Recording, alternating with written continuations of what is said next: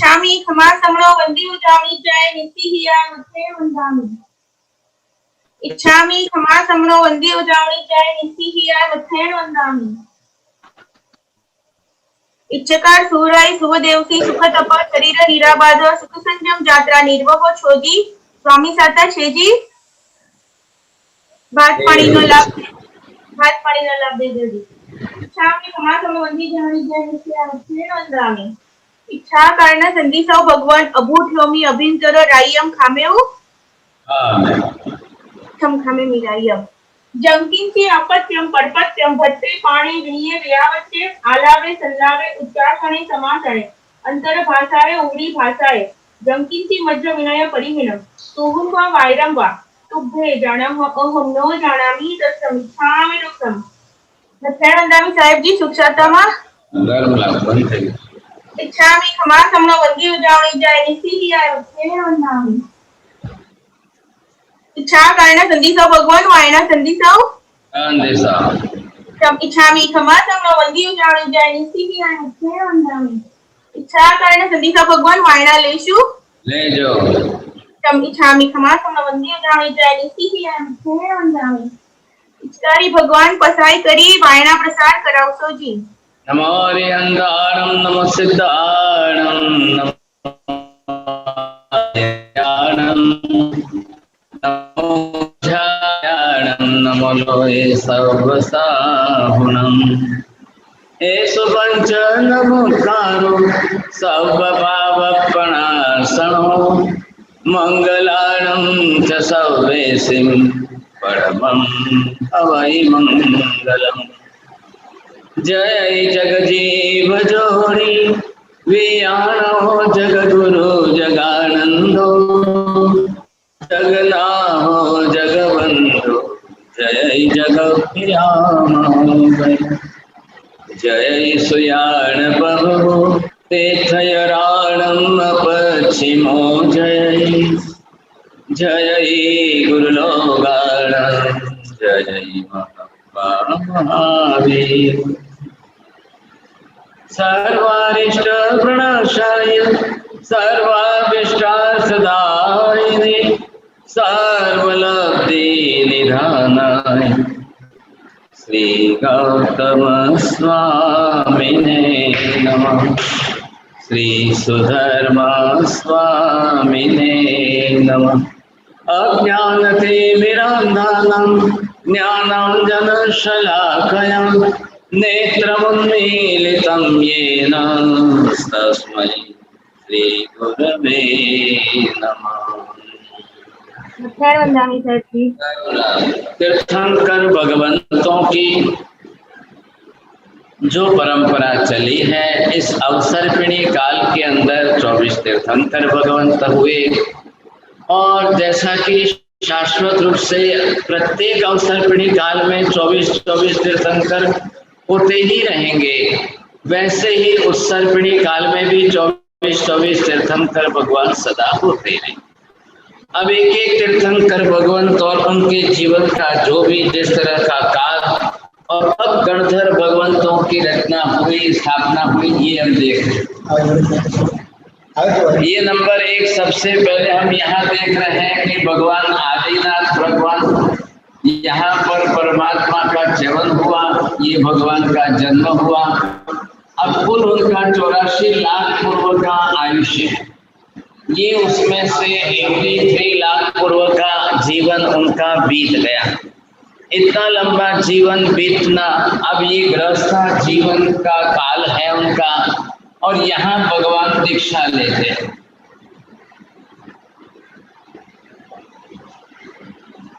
83 लाख पूर्व गृहस्थाश्रम जीवन में बिताने के बाद जब सिर्फ 1 लाख पूर्व का आयुष्य शेष रहा है, तब भगवान ऋषभदेव आदिनाथ दीक्षा लेते, और उसके पश्चात जो है ये 1000 बरस का उनका काल बीता, छद्मस्त अवस्था का काल कहते हैं। अब यहाँ भगवान को केवल ज्ञान प्राप्त हो। जब भगवान आदिनाथ ने दीक्षा ली, तब उनके साथ में दीक्षा लेने वाले जो है 4000 लोग उनके साथ में, 4000 लोगों ने साथ में दीक्षा ली। और इन 4000 के अंदर मरीचि भी है, जो मरीचि भगवान महावीर का जीव है। नए साल के जन्म में सम्यक दर्शन प्राप्त करके दूसरे भव में देवलोक में जाकर तीसरे जन्म में आकर मरीचि बने हैं, भगवान ऋषभ देव के पौत्र बने हैं और भरत जी के पुत्र बने हैं। अब ये इनके साथ में दीक्षा जरूर लेते हैं।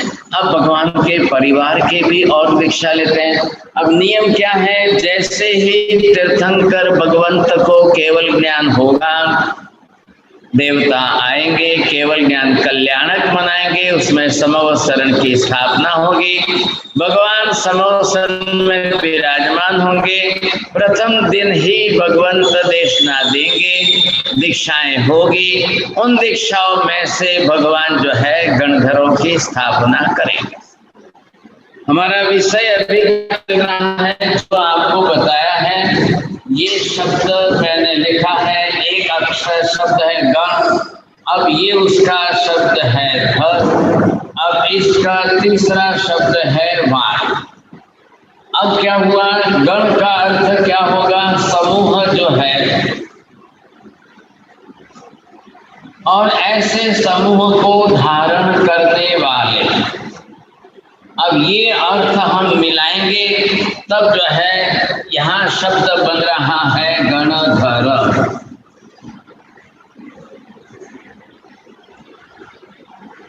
बोलिए साहब, आ रहा है ख्याल में आपको? शब्दार्थ से पहले समझ लो। नील कुमार जी बोलिए, कौन पूछते हैं देख लो, किसको पूछना है?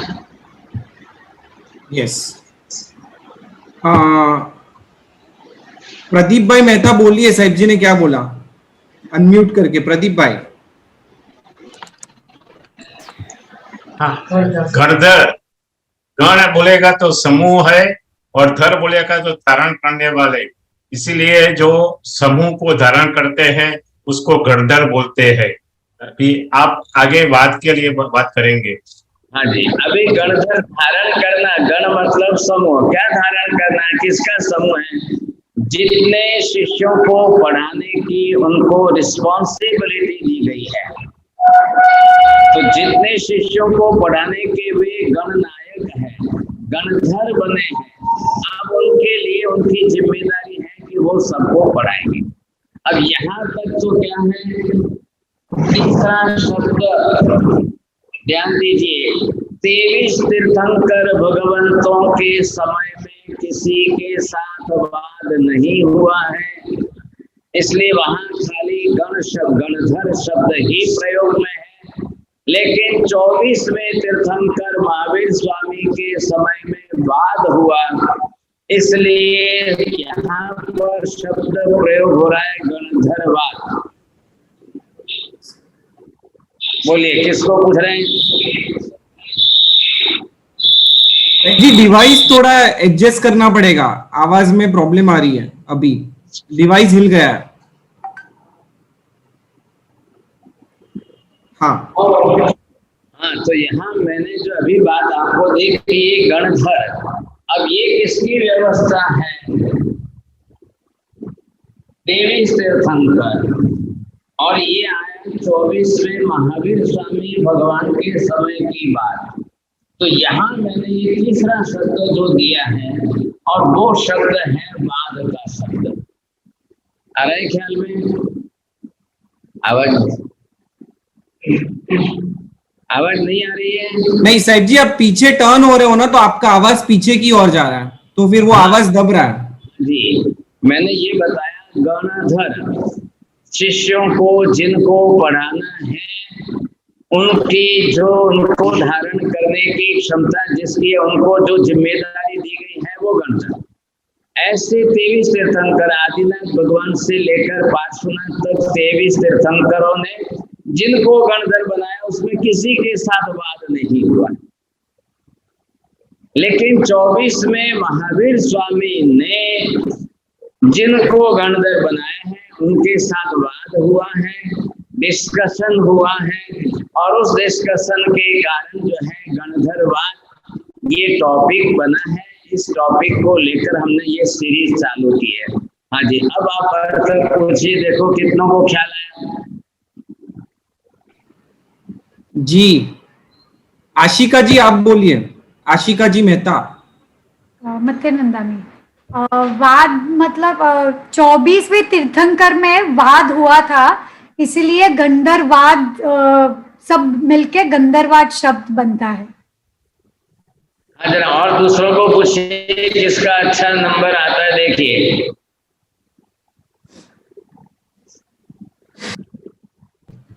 आशिका बेन आप बोलिए।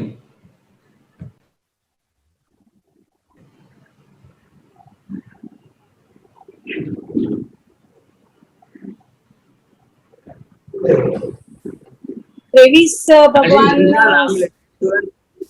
हाँ हाँ बोल रहे हैं। હા 23 ભગવાન સુધીમાં કોઈને વાદ થયો નહોતો માટે ગણધર શબ્દ પ્રચલિત હતો। 24મા ભગવાનમાં વાદ થયો માટે ગણધરવાદ શબ્દ પ્રચલિત થયો। वेरी गुड, हाँ जी बहुत अच्छा है आपका। और कोई बोलेंगे पीछे? इंद्रवदन भाई ना मिसेस बोलिए, अनम्यूट करવું પડશે તમારે। नीताबेन आप बोलिए। આદેશ્વર ભગવાન થી પાર્શ્વનાથ ભગવાન સુધી 23 તીર્થંકરને વાદ ગણધર હતા, પણ વાદ નથી થયો। જે વાદ થયો એ 24મા મહાવીર સ્વામી ભગવાનના કાળમાં થયો, એટલે મહાવીર સ્વામી ભગવાન સાથે થયો, એટલે ગણધરવાદ શબ્દ આવ્યો। हाँ जी, मैं फिर से बोलता हूँ, ध्यान दीजिए। आदिनाथ भगवान से पार्श्वनाथ तक 23 तीर्थंकर भगवंतों के जो गणधर हुए, तो उन गणधरों को बनाने में, गणधर बनने में कोई डिस्कशन किसी के साथ कुछ नहीं था। हाँ। कोई डाउट लेकर आए हुए नहीं थे, किसी ने कुछ पूछा नहीं है, किसी को कोई बात डिस्कशन करके समझाना नहीं पड़ा है, इसलिए उनके समय में तो सीधा गणधर शब्द ही चला है।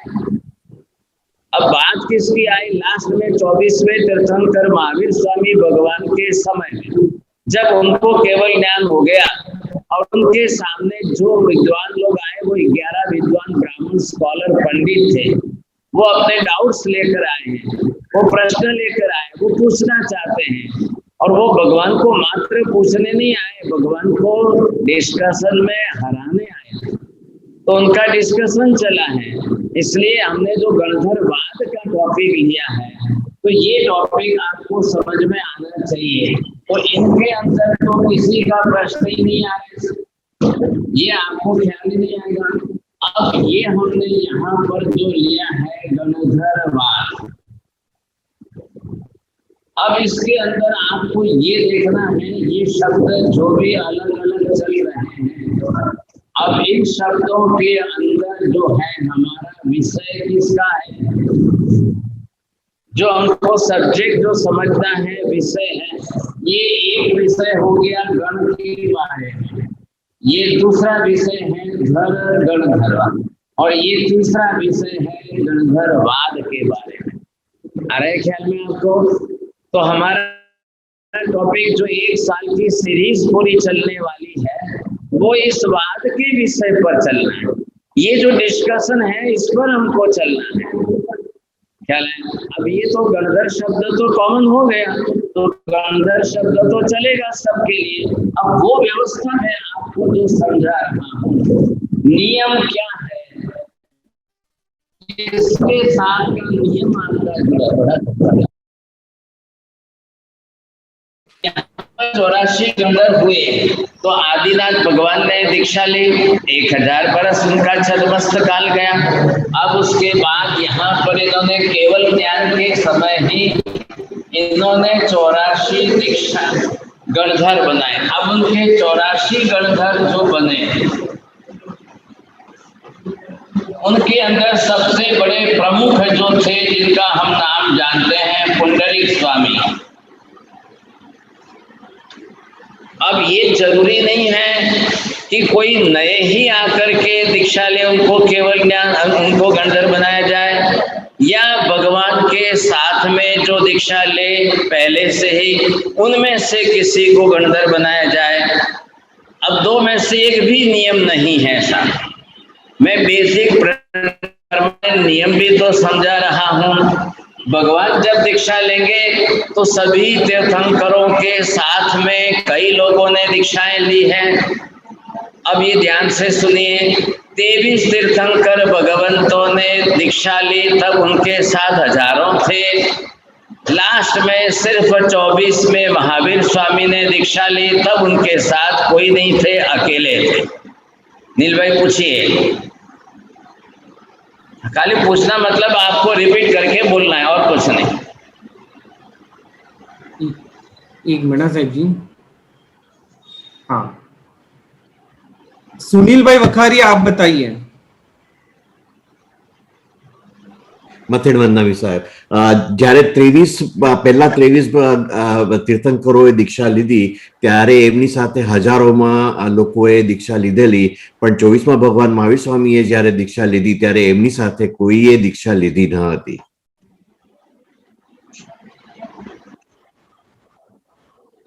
अब ऐसा क्यों हुआ, तो ये का कोई कारण का उत्तर नहीं मिल सकता है। भी तीर्थंकर बहुत बड़े पुण्यशाली होते हैं, और जब बड़े राजा होते हैं, कोई बड़े महाराजा होते हैं, कोई चक्रवर्ती भी होते हैं, और जब वे दीक्षा लेते हैं तो उनके साथ एक नहीं सैकड़ों आते हैं, हजारों आते हैं, कई राजकुमार आते हैं, कई राजा आते हैं, कई विरक्त वैरागी होकर के उनके साथ चलकर वे दीक्षा ले लेते हैं। अब रही बात महावीर स्वामी के, अब अवसर्पिणी काल समझिए, गिरते हुए काल का प्रभाव समझिए। महावीर स्वामी ने भी दीक्षा ली, उनके साथ कोई नहीं था, अकेले ने दीक्षा ली। तो नियम ये तो नहीं हो रहा है कि दीक्षा लेंगे भगवान, तब उनके साथ जो दीक्षा लेंगे उनमें से ही भगवान किसी को गणधर बनाएंगे, ऐसा नियम नहीं बैठ रहा है। बोलिए नियम, बोलिए साहब।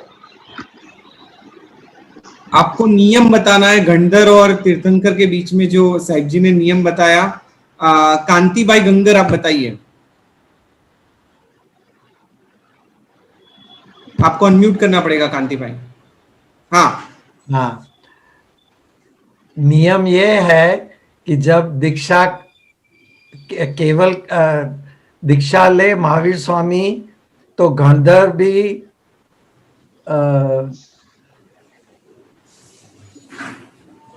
तभी गणधर नहीं बन सकते हैं। फिर से मैं बोल, बेसिकली साहिब जी कह रहे हैं कि भगवान के साथ दीक्षा भी लेते हैं लोग या नहीं भी लेते हैं, और अगर महावीर स्वामी भगवान के साथ किसी ने दीक्षा नहीं ली, उसके पीछे कोई कारण हमें नहीं मिल रहा है, पर जो तीर्थंकर के साथ दीक्षा ले वही गणधर बनते, ऐसा कोई नियम नहीं है। चलिए, अब ये जो है आप देखेंगे, मैं ये लिख रहा हूँ व्यवस्था यहाँ पर। ये शांतिनाथ भगवान, देखिए शांतिनाथ भगवान जो है 1 लाख वर्ष का आयुष्य है उनका। अब ये 25,000, ये 25,000, ये 25,000, अब तीनों के जो है ये इतना टाइम तो निकल गया। अब वो बड़े चक्रवर्ती बने, 6 खंड का राजपाट उनका हुआ, लेकिन अक्षर 25,000 कितना हुआ साहब, यहाँ तक ये हुआ 75,000 बरस। इतना काल बीतने के बाद शांतिनाथ भगवान ने दीक्षा ली। अब ये दीक्षा ली, उसके बाद उस समय भी उनके साथ हजारों राजाओं ने दीक्षा ली, कोई ना नहीं है। लेकिन शांतिनाथ भगवान को जब यहाँ ये केवल ज्ञान प्राप्त हुआ, वे जब केवल ज्ञानी बने, तब उन्होंने 36 गणधर बनाए, और इन 36 गणधर के अंदर जो है चक्रायुध को उन्होंने मुख्य अपने गणधर के रूप में बनाया। आ रहा है ख्याल में? दीक्षा में और केवल ज्ञान की प्राप्ति में अंतर है। दीक्षा लेते ही उसी दिन ही केवल ज्ञान हो जाए, वो अपने अपने कर्मों पर है। और दीक्षा लेने के बाद किसको कितने कितने वर्षों के, कितने काल के बाद केवल ज्ञान हो। जब केवल ज्ञान होगा तभी जाकर के उनको गणधर की स्थापना करनी है। ये नियम जो है वो सबके लिए आ रहा है, और ये समझने से ही आपको ये ख्याल आएगा। समझे, अब जिस तरह से हम सबके बारे में सोच रहे हैं, अब लास्ट में उनका 75,000 बरस का, ये 25,000 बरस का केवली पर्याय का आयुष्य बीतेगा। अब तब जाकर के जो है 25,000 बरस तक उन्होंने देशना दी। अब यहाँ पर मैं करता हूँ ये पार्श्वनाथ भगवान का जीवन काल, ये नेमिनाथ भगवान का जीवन काल जो है। अब नेमिनाथ भगवान 300 बरस तक संसार में रहे, और उन्होंने फिर यहाँ दीक्षा ली। अब उनके साथ हजारों राजा वगैरह आए हैं, उन्होंने भी दीक्षा ली है, और इनको सिर्फ 53 डेज जो है वो छद्मस्त काल गया, और ये 54वें दिन को उन्होंने केवल ज्ञान प्राप्त किया, और 54वें दिन केवल ज्ञान हुआ। उसी दिन उन्होंने तीर्थ स्थापना की, धर्म स्थापना की। उस दिन उन्होंने यहाँ पर 18 गणधर बनाए। वरदत्त स्वामी को मुख्य रूप से उन्होंने गणधर बनाया, और उसके बाद 700 बरस तक जो है नेमिनाथ भगवान देशना देते रहे। काल चलता रहा, इतना लंबा काल चला। अब उतने सब गणधरों को उतने लंबे काल तक जो है भगवान की देशना लिखने का काम। थोड़ा समझिए, इंट्रोडक्शन है, कैसे तीर्थ स्थापना, गणधर स्थापना, कब क्या, ये बात चल रही है, तो ये ख्याल आ जाएगा आपको। अब इसी तरह से आप ये लीजिए, ये हम पार्श्वनाथ भगवान की बात अगर करें, 30 बरस की उम्र में पार्श्वनाथ भगवान ने दीक्षा ली, और 30 बरस के बाद उनको 83 डेज तक जो है छद्मस्त रहे, और 84th डे को उनको केवल ज्ञान प्राप्त हुआ। और केवल ज्ञान प्राप्त होते ही उसी दिन भगवान जो है तीर्थ स्थापना करेंगे, गणधर स्थापना करेंगे। इनके 8 गणधर मुख्य है, और विकल्प से 10 की संख्या आ रही है शुभ स्वामी की। ये शुभ स्वामी उनके मुख्य गणधर बने। आ गया ख्याल में? इस तरह से जो है श्रीमन ये पार्श्वनाथ भगवान का काज। अब मैं आपको लास्ट में महावीर स्वामी का समझा रहा हूँ। एक नियम आपको, परमानेंट बेसिक प्रिंसिपल आपको समझ में आ जाएगा सबका। अब ये हम देखें यहाँ से, ये महावीर स्वामी भगवान का काज। महावीर स्वामी ने 30 वर्ष की उम्र में दीक्षा ली, और इनको 12.5 वर्ष जो है इनके साधना का काल चला, जिसको हमने छद्मस्त काल कहा है। अब 12.5 वर्ष के बाद जो है महावीर स्वामी के चारों गाती कर्म क्षय होने से उनको केवल ज्ञान प्राप्त हुआ। भगवान सर्वज्ञ बन गए। अब भगवान जब सर्वज्ञ केवली बन गए तो ये बात जो है बहुत अच्छी तरह से फैली, देवताओं ने भी घोषणा की। अब उनके पास भी जो है 11 ब्राह्मण पंडित अपने और शिष्य परिवारों के साथ आए। तब उन्होंने, भगवान महावीर स्वामी ने 11 गणधरों की स्थापना की। इन 11 के अंदर इंद्रभूति जो थे वो मुख्य गौतम के रूप में, ये गौतम उनके सरनेम के रूप में आया है। अब नियम आपको ख्याल आ जाएगा। पहले तो हमने पहली क्लास में भी ये बात। सो बेसिकली हमें गणधर की डेफिनेशन बताई और बहुत अच्छी जानकारी प्राप्त हुई कि जितने भी तीर्थंकरों ने गणधर की स्थापना की थी तो उसमें उनके और गणधरों के बीच में कभी भी वाद नहीं हुआ था। सिर्फ भगवान महावीर स्वामी के जो गणधर है वो जो बने उनके बीच में वाद हुआ, इसलिए गणधरवाद से फेमस हुआ। फिर साहिब जी ने काफी तीर्थंकरों के एग्जाम्पल दिए और बताया कि उन्होंने दीक्षा कब ली, और दीक्षा लेने के बाद, केवल ज्ञान होने के बाद गणधरों की स्थापना होती है, जिसमें हमने पिछले 3 तीर्थंकरों के बारे में देखा। तो नेमिनाथ भगवान जिन्होंने दीक्षा ली और दीक्षा लेने के 54 डेज के बाद उनको केवल ज्ञान हुआ और उनके 18 गंधर बने, जिसमें जो चीफ गंधर थे वो वरदत्त स्वामी जी थे। फिर पार्श्वनाथ भगवान की साहिब जी ने बात की कि उन्होंने 30 वर्ष की उम्र में दीक्षा ली थी और 84 डे पे उनको केवल ज्ञान हुआ और उन्होंने 8 गंधर की स्थापना की और उसमें जो चीफ थे वो थे शुभ स्वामी। और भगवान महावीर का तो आप जानते ही हो कि 30 साल की उम्र में उन्होंने दीक्षा ली। उनका जो साधना काल है वो 12.5 साल रहा, जिसको छद्मस्त अवस्था में रहे भगवान ऐसा भी कहते हैं। छद्मस्त यानी कर्म वाले, अब तक केवल ज्ञान नहीं हुआ है और 42.5 ईयर्स में उनको केवल ज्ञान हुआ और 11 गंधर की स्थापना उन्होंने की। इतना साहिब जी ने अब तक बताया है। अब हम बात करें इसलिए सिमंदर स्वामी। अब सिमंदर स्वामी लोग या आप ये जो है विष्णु विहर मानते भगवान,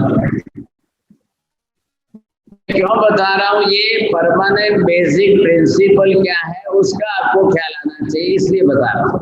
सिमंदर स्वामी ने दीक्षा ली और विश्व विहरमान अभिनव सिमंदर स्वामी, युगमंदर स्वामी, बाहु स्वामी, सुबाहु स्वामी, 20 तीर्थंकर एट प्रेजेंट वर्तमान में जो है हुए हैं, उन सब ने तो उन्होंने भी अपने 83 लाख पूर्व का काल संसार में बिताया। 84 लाख बाद उनको केवल ज्ञान हुआ।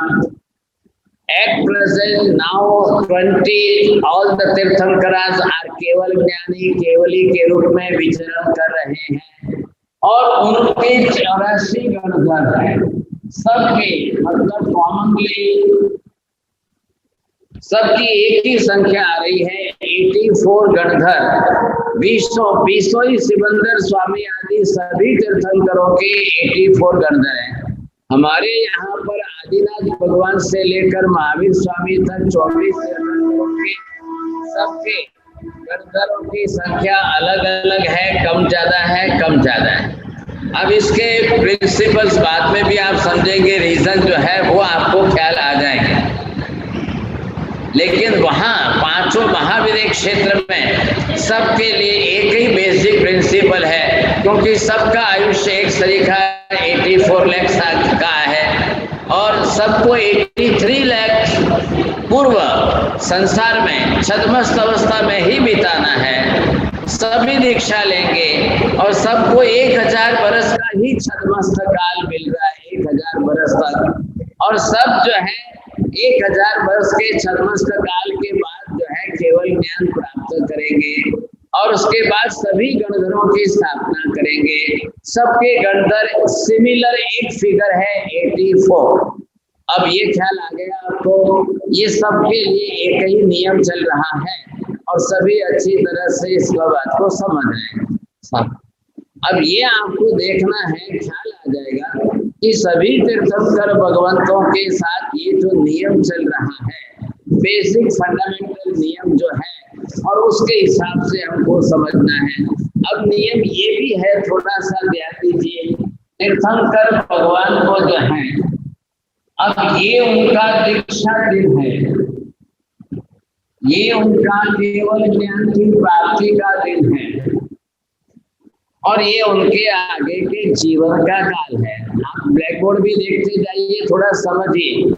तो दीक्षा के बाद केवल ज्ञान, अब जिस दिन केवल ज्ञान होगा उसी दिन जो है ये सब तीर्थ की स्थापना होगी, उसी दिन गणधर बनाए जाएंगे। जो केवल ज्ञान का दिन है उसी दिन, अब उसमें एक दिन आगे नहीं, एक दिन पीछे नहीं। आ गई बात समझ में? जिस दिन भगवान को केवल ज्ञान प्राप्त हुआ है, अब उसी दिन जो स्थापना होने वाली है वो सब उसी दिन होगा। मतलब केवल ज्ञान प्राप्त करते भगवान जो देशना देंगे उसमें जितने साधु साध्वी बनेंगे उसमें से ही सिलेक्ट करके भगवान गणधरों को बनाएंगे। अब आप कहिए दूसरे दिन भी तो दीक्षा होगी, तीसरे दिन भी तो दीक्षा होगी, चौथे दिन भी दीक्षा होगी, पांचवें दिन भी दीक्षा होगी। अब भगवान तो समव शरण में रोज दीक्षा देंगे, रोज ही दीक्षा होती जाएगी, तो क्या रोज भगवान गणधर बनाते जाएंगे? जी नहीं। अब नियम क्या ख्याल में आ गया आपको? परमानेंट बेसिक नियम जो है सबके लिए कॉमनली एक ही नियम है। तो जिस दिन भगवान को केवल ज्ञान होगा, केवल ज्ञान के दिन ही भगवान जो देशना देंगे, और भगवान देशना देंगे उसमें से जो दीक्षा लेंगे उसी में से भगवान जो है गणधरों की स्थापना करेंगे। इसलिए नियम ख्याल में आया, तीर्थंकर भगवान अनिवार्य रूप से गणधरों की स्थापना करेंगे ही करेंगे। परमानेंट प्रिंसिपल का मतलब क्या है? बीते हुए भूतकाल में अनंत तीर्थंकर हो गए, एक भी तीर्थंकर बिना गणधरों के नहीं हुए हैं, और एक भी गणधर बिना तीर्थंकरों के नहीं हुए हैं। आ रहा है ख्याल में? अभी हमने जो बात की यहाँ, अब आप देखिए कि बाद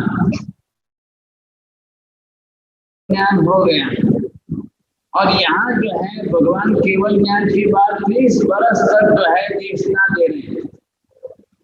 भले ही भगवान 30 बरस तक देशना देते रहे और रोज दीक्षा होती रहे, रोज दीक्षा होती रहे, लेकिन दूसरे दिन के बाद किसी को भी गणधर नहीं बनाया जाएगा। बोलिए, नियम बोलिए साहब। हाँ, सो ताजी शाह, आप बोलिए नियम।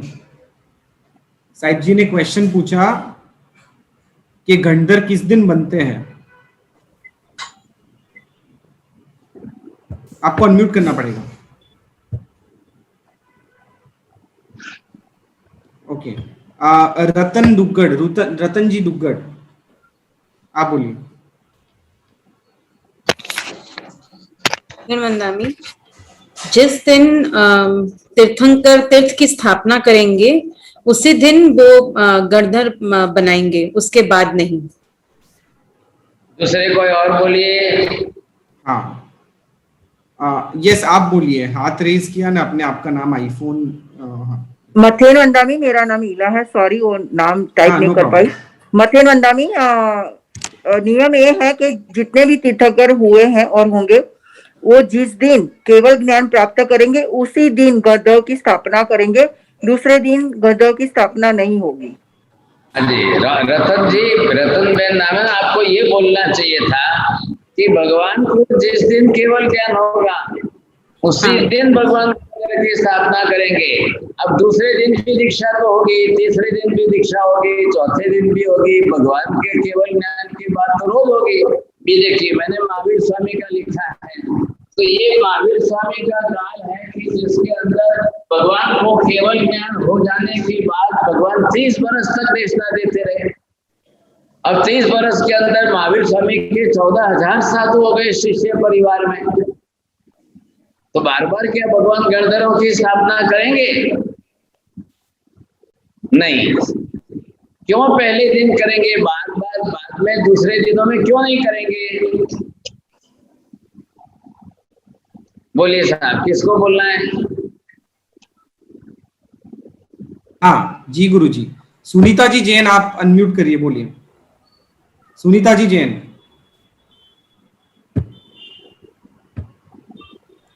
ओके, रियान मेहता, आप बोलोगे?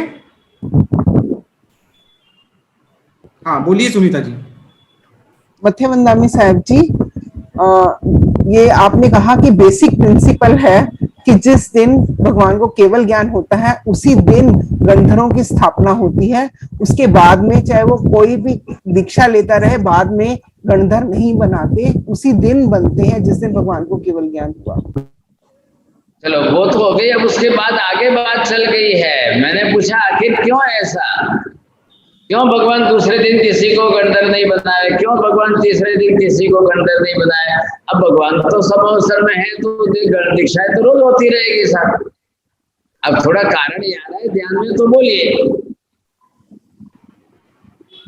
हाँ, आप हैंड रेज कर सकते हो, अगर किसी को आंसर करना है तो आप हैंड रेज कर सकते हैं, मैं अलाउ करूंगा। हाँ, जैस्मिन जी मेहता, आप बोलिए।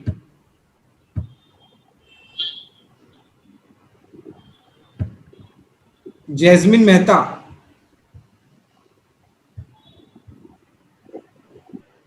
हाँ एक मिनट। हाँ हिना जी आप बोलिए। हिना जी आप अनम्यूट करिए। हाँ हाँ, वो जिस दिन ऐसा नियम है और वो जिस दिन तीर्थ की स्थापना होती है इसलिए उसी दिन गणधर बनते हैं। जिस दिन भगवान ये बात तो नियम है, नियम आपको याद हो गया इसलिए आप बोल गए। मैं थोड़ा आपको रीजन के लिए आपको कारण समझ में आ रहा है क्या साहिब जी? द्वादशांगी, हाँ समथिंग रिलेटेड टू त्रिपदी एंड द्वादशांगी पहले ही दिन। मेहता जी, हाँ इनको विजय भाई मेहता जी को पूछिए। हाँ हाँ मेहता जी। हाँ प्रदीप भाई मेहता आप बोलिए। હા પ્રદીપ જે દિવસે પ્રભુ જ્યારે દીક્ષા લે છે અને એમને જ્યારે કેવળ જ્ઞાન થાય છે એ જ દિવસે એ ગંધર જે દીક્ષા થાય એ દિવસે ગંધર સ્થાપી શકે છે. એના પછીના દિવસોમાં ખાલી ફક્ત દીક્ષા જ અપાય છે, એ ગણધરો સ્થાપિત થતા નથી. અને જે લોકો અને જે ગણધરો હોય છે એ દીક્ષાર્થીઓને જે પ્રભુ કહે છે, જેને દેશના આપેલી છે એ પ્રભુ એ દીક્ષાર્થીઓને સમજાવે છે, એટલે એ જ ગણધરો હોય છે. ચલો વિજય પણ સાહેબજી મારો એક સવાલ છે કે પહેલી જે દેશના આપેલી પ્રભુએ એ તો દેશના ફેર ગયેલી, તો એ દિવસે આપે હમણાં જણાવ્યું તો એક જરાક આપ સમજાવી શકશો તો साहब जी? वो एक ऐसा एक्सेप्शनल केस है, इसलिए उसको बेसिक प्रिंसिपल परमानेंट प्रिंसिपल में हम नहीं जोड़ सकते। अपवाद जिसको कहते हैं, जिन्हें गुजराती में अच्छे रहो बराबर। देखिए ये परमानेंट बेसिक प्रिंसिपल में नहीं गिना जाता है। परमानेंट बेसिक प्रिंसिपल क्या है, मैंने आपको सोचने के लिए चांस दिया है कि आप सोच सकते हो। विजय जी मेहता, हाँ बोलिए विजय भाई मेहता। हाँ हाँ एक मिनट करता हूँ साहब जी उनको भी। राजश्री बेन आप भी ट्राई कर सकते हैं। प्रणाम गुरुजी। केवल ज्ञान જ્યારે ભગવાનને કેવળ જ્ઞાન થાય છે ત્યારથી પછી છદ્મસ્તપણું વળ્યું જાય છે. પછી ગણોમાં બધાને કોઈને ઠપકો આપવો હોય, કોઈ ઇન્સ્ટ્રક્શન આપવી હોય તો કેવળ જ્ઞાની આપી શકતા નથી. એટલા માટે ગણધરોની સ્થાપી ને એમના થકી બધો વ્યવહાર ચાલે એટલા માટે ગણધરોની સ્થાપના કરવામાં આવે છે. चलिए और किसी को बोलना है? ठीक है चलो मैं समझाता हूँ। हाँ एक मिनट। प्रणाम जी। इसलिए गंधर की स्थापना उसी दिन क्यों की जाती है, इसके पीछे का रीजन मुझे लगता है कि क्योंकि उस दिन उनकी पहली देशना रहती है केवल ज्ञानी भगवान की, तो उस देशना को गंधर ग्रहण करते हैं और उसे फिर आगे चलाते हैं। चलिए अब आपको ये समझना है, देखिए तीर्थंकर भगवान को केवल ज्ञान हो गया, आज भगवान तीर्थ स्थापना कर लेंगे, आज धर्म स्थापना कर लेंगे, आज ही त्रिपदी की रचना होगी, आज ही द्वादशांगी की रचना हो जाएगी, इसलिए आज ही गंधर्वों की स्थापना कर लेंगे हैं।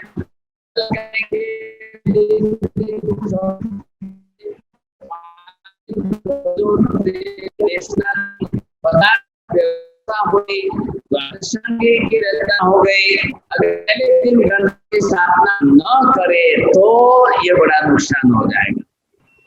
फिर आगे दूसरे तीसरे चौथे पांचवें दिन वाले दीक्षा लेने वालों को गंधर बनाने जाएंगे, तो पहले दिन वाले से क्या होगा, ये बड़ी समस्या सामने आ जाएगी। नहीं साहिब जी इसका आंसर है ना, सुनाई नहीं दिया बराबर क्योंकि थोड़ा नेटवर्क इश्यू था, यानी सब लोग ने मिस कर दिया आंसर। अच्छा हाँ जी मैं फिर से बोलता हूँ। अब ये समझना आपको कि पहले दिन मतलब केवल ज्ञान की प्राप्ति के पहले दिन जब भगवान जो है तीर्थ स्थापना करेंगे, धर्म स्थापना करेंगे, त्रिपदी की देशना देंगे, द्वादशांगी की रचना गंधर करेंगे। अगर मान लो उस दिन गंधर न हो पहले दिन तो क्या होगा, फिर अगर दूसरे दिन की दीक्षा लेने वालों को गंधर्व बनाए, तीसरे दिन दीक्षा लेने वालों को गंधर्व बनाए, 5वें दिन की दीक्षा लेने वालों को गंधर्व बनाए, तो 5 दिन तक भगवान ने जिस तरह से तीर्थ स्थापना, त्रिपदी स्थापना आदि जो है व्यवस्था कर ली है, अब उसका क्या होगा भाई साहब। इसलिए यहाँ पर नियम ही आ गया, प्रत्येक तीर्थंकर अनिवार्य रूप से केवल ज्ञान की प्राप्ति के दिन ही गणधरों की स्थापना कर लेंगे, तीर्थ स्थापना कर लेंगे। अब उसके बाद जो है भले कितनी भी दीक्षाएं देते जाए, लेकिन अब किसी को गणधर नहीं बनाएंगे, पहले दिन ही गणधर बनेंगे। अब भगवान क्या क्या स्थापना करते हैं, आपको भी लोकस्थ सूत्र आता होगा। लोकस्थ सूत्र के अंदर बाद में पहली गाथा के दूसरे चरण में आ रहा है ख्याल में, धम्म तीर्थ यरे जिणे। हमने जो पहली क्लास के अंदर सीखा था तीर्थंकर भगवान क्या क्या स्थापना करते हैं, पूछिए जी गुरुजी। पहली भगवान पूछ लीजिए ना, पूछिए। हाँ, एल्सा बेन बोलिए। हाँ, तीर्थंकर भगवान गणधर की स्थापना करते हैं, द्वादशांगी की स्थापना करते हैं, त्रिपदी की और चतुर्विध संघ की स्थापना करते हैं।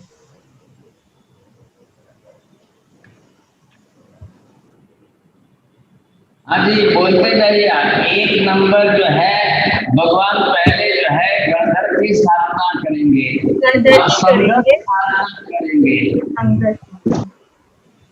स्थापना करेंगे, तीर्थ स्थापना करेंगे और भगवान त्रिपदी की देशना देंगे, द्वादशांगी की रचना। आ रहा है ख्याल में? कौन सा शब्द छोड़ा आपने? धर्म स्थापना करेंगे, धर्म छोड़ा। धम्म तीर्थ यरे, तीर्थ यरे शब्द, तीर्थ शब्द तीर्थंकर। ये यहाँ पर देखिए, ये मैं तीर्थंकर शब्द लिख रहा हूँ और इसी के लिए प्राकृत भाषा के अंदर ये है तीर्थ यरे। तो ये यरे शब्द जो है कर के अर्थ में है, प्राकृत में अर्धमागधी लैंग्वेज में यरे है और संस्कृत में कर है। तो यहाँ पर ये हमको ख्याल आया तीर्थ यरे, ये कब हो रहा है? केवल ज्ञान की प्राप्ति के पहले दिन ही ये सब कुछ हो रहा है। आया ना ख्याल में? पहले दिन की सारी व्यवस्था है। तो ये तीर्थ स्थापना हुई, भगवान दीक्षा देंगे, लोग दीक्षा लेंगे, साधु बनेंगे, उनमें से सिलेक्ट करके उनको गणधर बनाएंगे। संघ स्थापना, अब साधु साध्वी श्रावक श्राविका चतुर्विध संघ की स्थापना करेंगे। तीर्थ स्थापना, जो ये भगवान का तारक तीर्थ है, मार्ग जो है वही रहेगा और भगवान त्रिपदी की देशना देंगे तो पदार्थों की व्यवस्था हो जाएगी, द्रव्यों की व्यवस्था हो जाएगी, द्वादशांगी की रचना हो जाएगी और धर्म स्थापना, क्योंकि बिना धर्म बताए तो चलेगा ही नहीं, बिना धर्म बताए तो चलने वाला ही नहीं है, सबके लिए अनिवार्य है। तो भगवान जिस तरह से ये सारी व्यवस्था स्थापना कर रहे हैं, ये आज हम पहले सेकेंड लेसन के अंदर इतना ही सीख रहे हैं। आज स्टार्टिंग के अंदर थोड़ा यहाँ पर हमारा बिहार है, हम बिहार करते करते एक नगर से दूसरे गांव पहुंच रहे हैं, कल लोनावाला आएगा। तो आज कामशेट में यहाँ स्टार्टिंग के अंदर थोड़ी प्रॉब्लम नेट की आ गई थी, नहीं चल पा रहा था। तो कल बाद दूसरी क्लास में फिर इसके बाद आगे हम थोड़े से और बढ़ेंगे, थोड़ा थोड़ा आपको और भी ख्याल में आता जाएगा। काफी इसके कुछ ऐसे परमानेंट नियम क्या क्या है वो हमको आपको समझना पड़ेगा, नोट्स कर लीजिए, आप लिख लेंगे और वो भी ज्यादा अच्छा रहेगा। आज भी मुझे लगता है, क्या मालूम टाइम क्या प्रश्न के लिए टाइम बचा है क्या? नहीं साहब जी, 8 बज गए हैं, पर अगर आपकी अनुकूलता है या प्रश्न लेना है तो 1-2 ले सकते हैं, नहीं तो फिर हम नेक्स्ट क्लास में लेंगे। चलो, आप जिसको पूछना है पूछ लीजिए। हाँ, तो किसी को कोई प्रश्न है तो हैंड रेज कर सकता है। ये आप प्रश्न पूछ सकते हैं भैया, जूम यूजर लिखा है आपका नाम। हाँ, आप अनम्यूट कर सकते हैं भैया जी। ठीक है। कांति जी गंगर, आप प्रश्न पूछ सकते हैं, अनम्यूट करना पड़ेगा आपको, अनम्यूट करिए। हाँ, मथेन वंदानी महाराज साहब, जो आपने तीर्थ की बात की और उसमें आपने गणधर, संघ, तीर्थ, त्रिपदी, द्वाद सांगी और धर्म की बात की, तो उसमें ये आ जाते हैं ना कि 11 गणधर, चतुर्विद संघ, साधु साध्वी श्रावक, तीर्थ, जंगम, स्थावर, त्रिपदी में उपनेवा, धुवेवा, विघ्नेवा, द्वाद सांगी में सिर्फ एक ही होगा द्वाद सांगी, और धर्म में क्या होगा? धर्म में श्रावक धर्म, साधु धर्म, दीक्षा का धर्म, सर्ववीर्ति धर्म, देशवीर्ति धर्म, सबके लिए आगा। वो धर्म नहीं बताएंगे तो दीक्षा कौन लेंगे? और जो दीक्षा नहीं ले सकते हैं उनके लिए भी भगवान ने धर्म बताया कि आपके लिए श्रावक धर्म है। तो आप श्रावक धर्म बताया तो वो लोग व्रतधारी बनकर के 12 व्रतधारी बन के श्रावक श्राविका बनेंगे, तभी चतुर्वेद संघ बनेगा। और भगवान का ये जो सारा मार्ग तीर्थ शब्द से क्या लेंगे? तारयति तीर्थ, आत्मा को तारने का, जो तारने का मतलब संसार से उगार कर मोक्ष मार्ग तक आत्मा को पहुंचाने का है, इसलिए इसको यहाँ तीर्थ नाम संज्ञा दी है। तो ये बात है। तो एक ही धर्म से लेकर ये सब जुड़े हुए होंगे, स्वाद, द्वाद सांगी, सब अंदर इंटरकनेक्ट जरूर है कि कहीं एक दूसरे के साथ कैसे जुड़ते हैं। अब ये सब हो गया सर, इससे हमको ये ख्याल आ गया। अरे ख्याल में हमको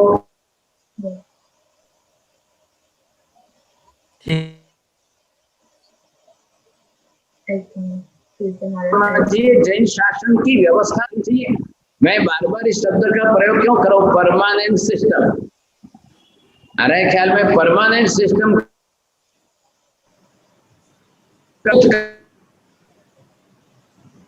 सबने एक ही काम किया है, सबके लिए एक ही नियम चला है, uniformity for all, and in future the same uniformity for all. भविष्य में भी जब भी जो भी तीर्थंकर होंगे वो भी यही करेंगे, same as it is repeat होगा। इसलिए इसको मैं परमानेंट प्रिंसिपल बोल रहा हूँ। हाँ जी, पूछिए। और जी सर जी, और एक प्रश्न ले लेते हैं, और मैं सबसे रिक्वेस्ट करूंगा कि आप जब क्लास ज्वाइन करो तो आपका नाम एप्रोप्रिएट डाल दे स्क्रीन के ऊपर। अब किसी ने आईफोन डाला है, इसका नाम आ रहा है, बट आप रीनेम कर सकते हैं। अभी मैं अंकल से पूछ रहा हूँ तो उनका नाम रीटाज आईपैड है, नितिन भाई नाम ये है, थोड़ा डिफिकल्ट हो जाता है। हाँ, यस अंकल, आप प्रश्न पूछ सकते हैं।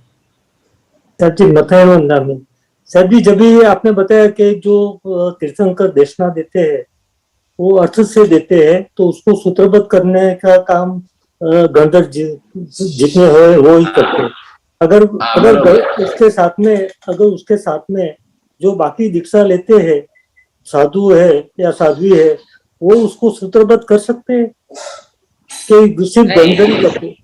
वो उनको अधिकार किसी को नहीं रहेगा, उनको पढ़ने का अधिकार है। अब ये व्यवस्था समझिए, तीर्थंकर अर्थ से देशना देंगे, उनके सिद्धांतों को गणधर सूत्रबद्ध करेंगे, फिर वो अपने गण समूह में जाकर के सबको पढ़ाएंगे।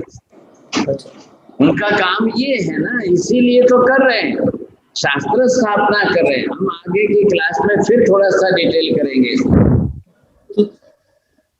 साहिब जी, एक छोटा बच्चा भी जुड़ता है रेगुलरली, रियान मेहता, उसका एक प्रश्न है, वो लेके हम आज के क्लास को विराम दे सकते हैं। रियान, आप प्रश्न पूछ सकते हैं। हाँ, इंद्रप्रस्थ गंधर्व क्यों बनाते हैं? इंद्रप्रस्थ नहीं, भगवान महावीर स्वामी गंधर्व बना रहे हैं। नहीं, गंधर्व क्यों बनाते हैं? भगवान मतलब 24 तीर्थंकर गंधर्व क्यों बनाते हैं? गणधर बनाते इसलिए हैं कि वो भगवान की देशना को नोट्स करे, सूत्रबद्ध करे, लिखे और फिर सबको पढ़ाए। लेसन्स बनाने पड़ेंगे कि नहीं? तो वो भगवान ही बनाएंगे, तब होगा। ओके। तो साहिब जी वो लोग चूज कैसे करते हैं कि इन्हें ही गणधर बनाना है? यानी उन्होंने 11 भगवान तो केवल ज्ञानी है, भगवान केवल ही है, सर्वज्ञ है, उनको ही चूज करना है, उनको ही अपनी लिमिट रखनी है, तो उनका ही काम है साहब। क्या लगे नहीं, अब केवल ज्ञानी का डिसीजन है तो वो तो सर्वज्ञ है। अब वो उसमें से लेकर के ढूंढ करके, अब भगवान की दीर्घ दृष्टि बहुत लंबी है तो वो इस हिसाब से बनाएंगे, करेंगे। बहुत अच्छा है। और किसी को जो भी प्रश्न हो तो आप जरा सब मिल करके अपने व्हाट्सएप में या ग्रुप में या नेट में ईमेल में आप नील भाई को भेज देना। सबका नंबर शायद न भी लगे तो नेक्स्ट क्लास के अंदर और क्लैरिफिकेशन हो जाएगा। आज अच्छा मौका है कि 8 बजे के बाद की दूसरी क्लास नहीं है, इसलिए चांस है कि थोड़ा इंटरनेट की प्रॉब्लम से लेट भी हुआ तो आज आप चांस तो ले सकते हो। नेक्स्ट टाइम के बाद तो ये चांस नहीं मिलेगा, क्योंकि बाद 7 से 8 बजे ये क्लास पूरी होते ही 8 बजे नेक्स्ट क्लास चालू हो जाती है। तो आज थोड़ा चांस है। और किसी को पूछ रहे हैं? हाँ पूछिए, आपको अनम्यूट। मथेन वंदामी, गंधर्व की क्वालिफिकेशन क्या होनी चाहिए? भगवान क्या क्वालिफिकेशन देखते हैं गंधर्व बनाने के लिए? क्वालिफिकेशन नहीं देखना है, क्वालिटी देखनी है। क्वालिटी सॉरी मिच्छा में तो क्वालिफिकेशन की जरूरत है। क्वालिटी ये है कि भगवान जितना बोलेंगे उतने सबका शॉर्ट फॉर्म में सूत्र बनाने की उनकी कैपेसिटी, एबिलिटी वो सब है बरोबर, और वो है तो बरोबर करके भगवान उनको, अब इसीलिए तो केवल ही का निर्णय है, दूसरे तो कोई नहीं कर रहे हैं साहब। और दूसरा कौन है? भगवान को ही केवल ज्ञान हुआ है और किसी को नहीं हुआ है। और दूसरा क्वेश्चन ये था महाराज कि उन्होंने देशना शुरू की और इंद्रभूति जी ने सुना, उनके 11 भाइयों ने सुना और एक एक करके सब आए भगवान को हराने के लिए डिस्कशन में। तो पहले देशना कितने टाइम तक चली? वो आगे आएगा। आज जो है पहले जो लेसन चला उसमें से पूछिए, वो आगे स्टोरी आने वाली है। हाँ रतन जी दुगर, आप प्रश्न पूछ सकते हैं। अनम्यूट करिए, अनम्यूट करना पड़ेगा। मथेन वंदामी, क्या महाविद्य क्षेत्र में सभी तीर्थंकर 84 पूर्व इयर्स बाद में ही दीक्षा लेते हैं? हाँ जी, ये परमानेंट प्रिंसिपल है। महाविद्य के लिए स्पेशल नियम है कि वहां पर सब कुछ एक सरीखा है। अब वो क्यों है, कोई कारण है, तो वो कारण मुझे भी मालूम नहीं है। आप और कोई बड़े आचार्य भगवंतों से पूछ सकेंगे, लेकिन महाविद्य की व्यवस्था ही इसी प्रकार की है। सिमिलर आयुष्य 84 लाख का 83 लाख काल पर संसार में बीतने के बाद ही दीक्षा लेंगे। सबका 1000 वर्ष का ही छद्मस्त काल रहेगा। एक ही दिन सबको केवल ज्ञान होगा। एक ही दिन सभी भगवान जो है गणधरों की स्थापना, तीर्थ स्थापना, धर्म स्थापना, संघ स्थापना, त्रिपदी, द्वादशांगी सब करेंगे और सबके 80 गणधर बनेंगे। अच्छा ठीक है, थैंक यू मथेन वंदामी, कृतज्ञ जी। और एक प्रश्न ले लेता हूँ। मिश्का जी, आप प्रश्न पूछिए। मथेन वंदामी, गुरुदेव आपने कहा कि केवल ज्ञान जब होता है तब धर्म की स्थापना भी होती है, तो क्या उससे पहले धर्म नहीं होता है? देखिए, केवल ज्ञान में पहले तीर्थंकर के पहले तो नहीं था, लेकिन दूसरे तीसरे चौथे तीर्थंकरों के पहले था। लेकिन प्रत्येक तीर्थंकर को धर्म स्थापना करनी ही अनिवार्य है। तो पहले जिस तीर्थंकर का धर्म चल रहा था तो समझिए कि और रिपीट कर रहे हैं भगवान। कोई ऐसी ना नहीं है कि नहीं था, ऐसी बात भी नहीं है। था, ऐसी बात भी नहीं है। पहले तीर्थंकर के पहले नहीं था। जब पहला आ रहा, दूसरा आ रहा, तीसरा आ रहा, जब धर्म व्यवस्था ही नहीं थी तब पहले सबसे पहले आदिनाथ भगवान ने स्थापना की। लेकिन बाद में दूसरे तीर्थंकर हैं तो गैप बहुत है। अब आदिनाथ भगवान के बाद जो है अजितनाथ भगवान हुए तो उनके बीच में 50 कोड़ी सागरोपम का गैप था। बाद में सभी तीर्थंकर धर्म स्थापना करेंगे। लेकिन पार्श्वनाथ भगवान के धर्म के बाद में महावीर स्वामी को धर्म स्थापना करने में ओनली द 250 ईयर्स गैप रहा है। तो धर्म था, उनका धर्म चल रहा है, लेकिन फिर भी तीर्थंकरों का एक कर्तव्य है, वो धर्म स्थापना करेंगे। तो पहले के तीर्थंकर का धर्म मर्ज हो जाएगा।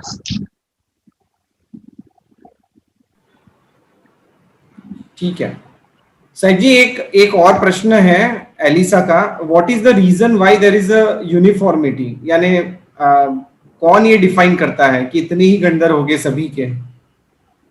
केवल ही डिसीजन है ना, केवल ज्ञानी तीर्थंकर का ही डिसीजन है। और अवसर्पिणी काल जो उतरता है तो संख्या घटती जा रही है, उत्सर्पिणी काल है तो संख्या बढ़ती जा रही है सब। तो ये तो होना ही है। तीर्थंकर जो खुद केवल ज्ञानी है उनको ही डिसीजन लेना है, वही करेंगे, और उनके ऊपर तो कोई है नहीं, दूसरा तो कौन करेगा। जी जी साहिब जी, जी ये साहिब जी। सो आज के सेशन को साहिब जी यहाँ विराम दे सकते हैं। अगर किसी को कोई भी प्रश्न है तो आप एडमिन को भेज सकते हैं, फिर ग्रुप के जो गंधर्वाद ग्रुप के एडमिन, फिर हम उसको गैदर करके साहिब जी को नेक्स्ट सेशन में भी पूछ सकते हैं।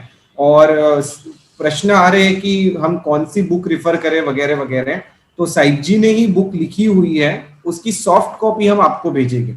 और अगर हार्ड कॉपी भी कुछ आगे व्यवस्था हो सकती है तो हम आपको ग्रुप के अंदर सब कुछ अपडेट करते रहेंगे।